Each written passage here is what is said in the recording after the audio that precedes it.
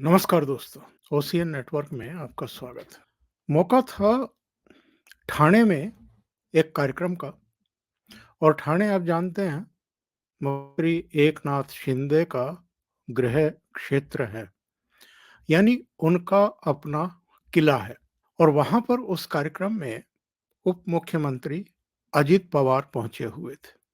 एक दिन पहले ही चिंचवाड़ में एक प्रोग्राम था जिसमें मुख्यमंत्री भी थे, कुछ दूसरी हस्तियां भी थी और अजित पवार के चाचा शरद पवार भी पहुंचे हुए थे।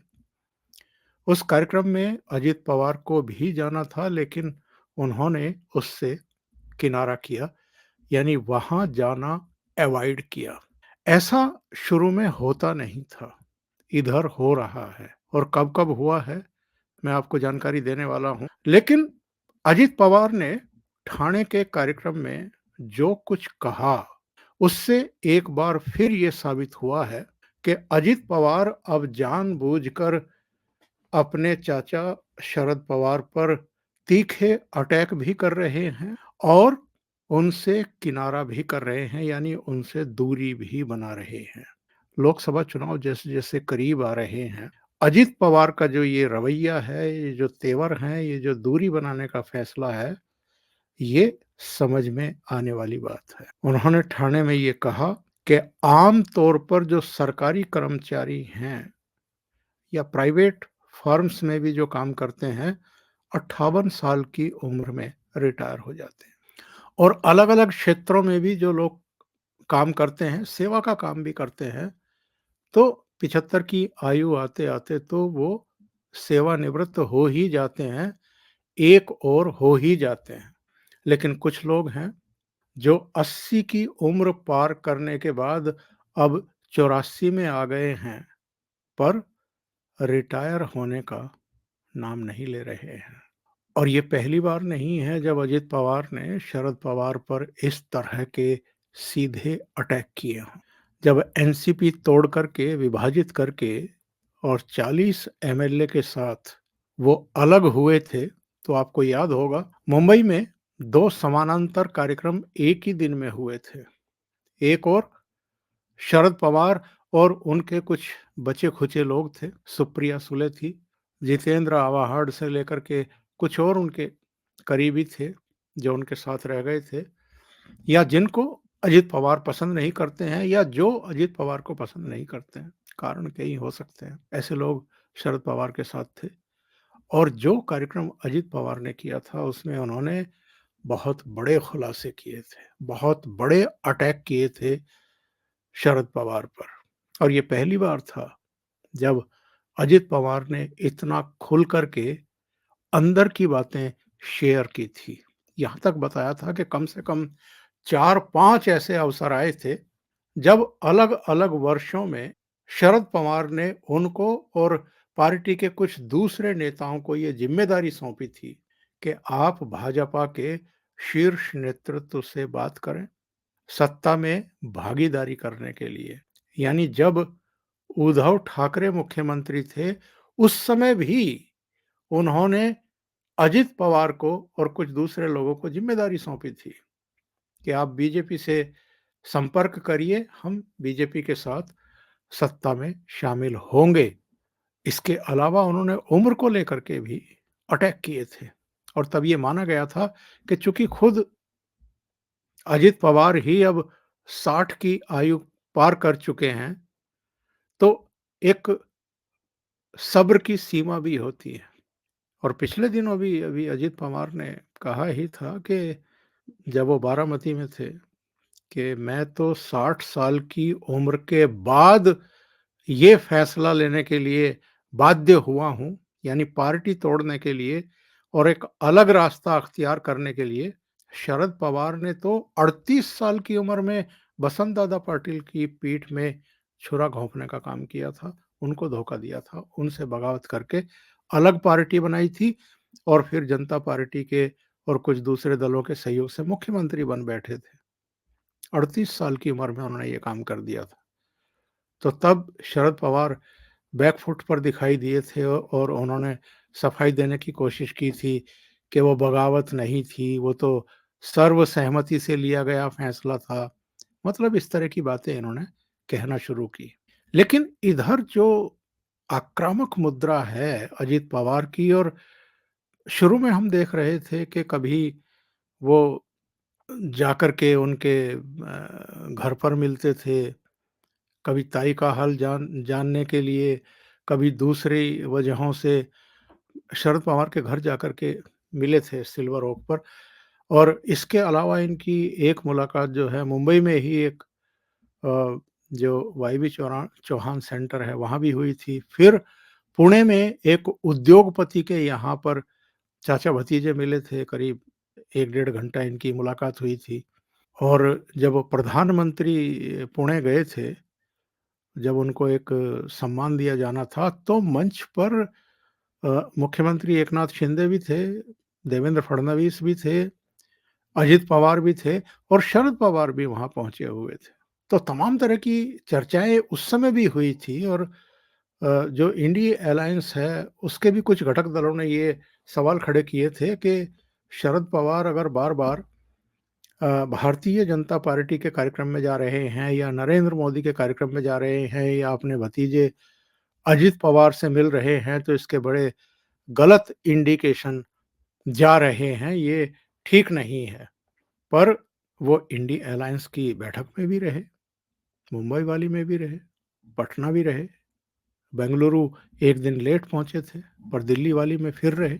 पर इधर ये हमले क्यों बढ़ रहे हैं और अजित पवार दूरी क्यों बना रहे हैं? इसकी बड़ी वजह एक्चुअल में बारामती है। आप जानते हैं कि बारामती जो है वो ज़रूर एक समय शरद पवार का क्षेत्र रहा, और बाद में उनकी बेटी सुप्रिया सुले वहाँ से निर्वाचित होती रही।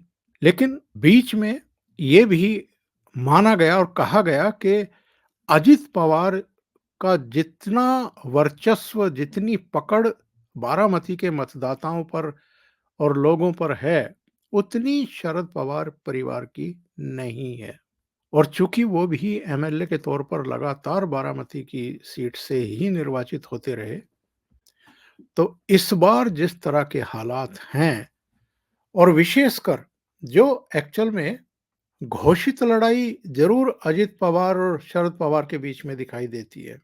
बयानबाजी भी एक दूसरे के विरुद्ध ही करते हैं, लेकिन असली लड़ाई किसके बीच में है? असली लड़ाई तो अजित पवार और सुप्रिया सुले के बीच में है।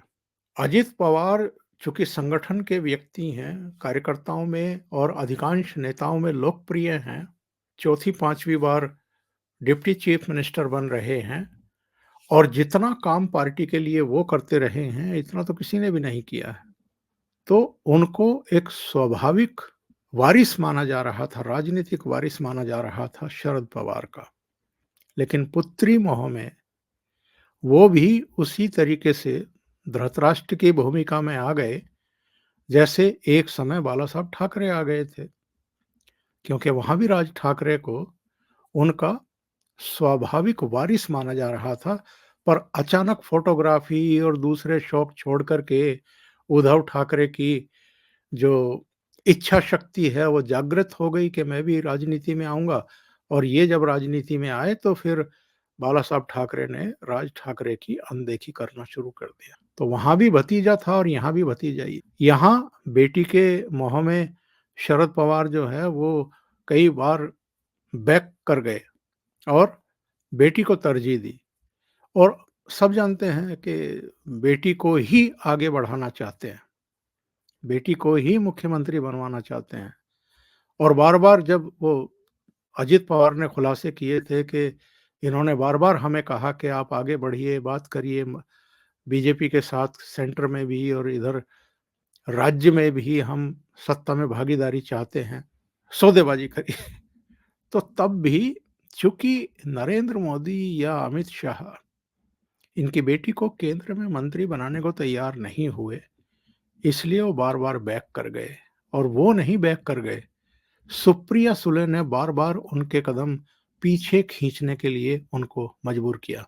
तो एक सीमा होती है हर चीज़ की। हर बार अगर अजित पवार ही जूते खाएँ यानी उनको आप आगे करें, वो बातचीत शुरू करें, बात किसी निर्णायक दौर में पहुँचे और तब आप कहें कि अभी रुक जाओ, अभी रहने दो। तो बार-बार विश्वसनीयता किसकी कम हुई? जो बात कर रहा है डायरेक्ट। तो इससे वो परेशान हो गए, तंग आ गए और अल्टीमेटली उन्होंने सोचा कि 60 तो पार कर चुका हूँ मैं। अगर चाचा के ही भरोसे रहा या उन्हीं का मुँह ताकता रहा आगे बढ़ने के लिए, तब तो शायद पूरे जीवन में कभी चीफ मिनिस्टर नहीं बन पाऊँगा या कोई और महत्वपूर्ण पद नहीं हासिल कर पाऊँगा। बार-बार डिप्टी चीफ मिनिस्टर ही बनता रहूँगा। तो ये बगावत इसलिए भी हुई और अब लगभग ये तय कर लिया है अजित पवार ने कि बारामती से सुप्रिया सुले को जीतने नहीं देना है। वैसे तो सुनने में आ रहा है कि वो वर्धा से चुनाव लड़ने के बारे में सोच रही हैं।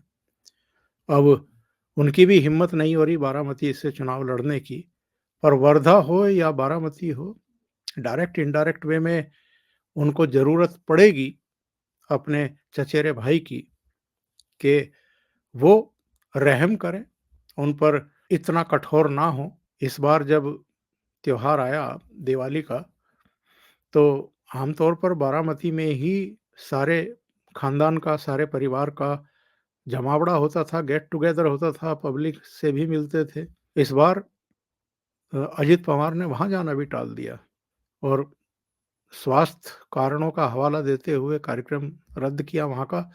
पर ये जमावड़ा फिर प्रताप राव पवार के यहाँ पुणे में हुआ। वहाँ अजित पवार गए लेकिन मुश्किल से 25 मिनट 30 मिनट के लिए गए और उसके बाद वहाँ से एक चार्टर प्लेन के ज़रिए वो प्रफुल्ल पटेल के साथ दिल्ली के लिए उड़ गए थे। तो इधर जो आक्रामकता है वो सीधे-सीधे अब राजनीतिक वजूद, वर्चस्व और सर्वाइवल की है। वो नहीं चाहते हैं कि शरद पवार या सुप्रिया सुले अब महाराष्ट्र की राजनीति में प्रासंगिक भी बने रहें। ये उनकी अब समझ में आ गया है। इसलिए लोकसभा चुनाव से पहले उन्होंने एक तरीके से पाला खींच दिया है और चाचा पर फिर से नए सिरे से अटैक किए हैं ताकि मतदाताओं में ये सीधा मैसेज पहुंच जाए। मतदाता भी समझ लें कि भई भविष्य की राजनीति आपको 84 साल के शरद पवार के साथ करनी है या अजित पवार में ही अब भविष्य देखना है, जिनका अभी राजनीतिक जीवन कम से कम 20 साल का तो पड़ा ही हुआ है। अभी के लिए इतना ही। बहुत-बहुत धन्यवाद। अगर आपको ये चैनल और इसके कंटेंट पसंद आ रहे हैं, तो लाइक करें, कमेंट करें, वीडियो को शेयर भी करें। अभी तक अगर आपने ये चैनल सब्सक्राइब नहीं किया है, तो सब्सक्राइब कर लें और साथ में लगे बेल आइकॉन को दबा दें, ताकि आगे आने वाले वीडियो और उनके नोटिफ़िकेशन आप तक पहुँचते रहें। बहुत-बहुत धन्यवाद। नमस्कार।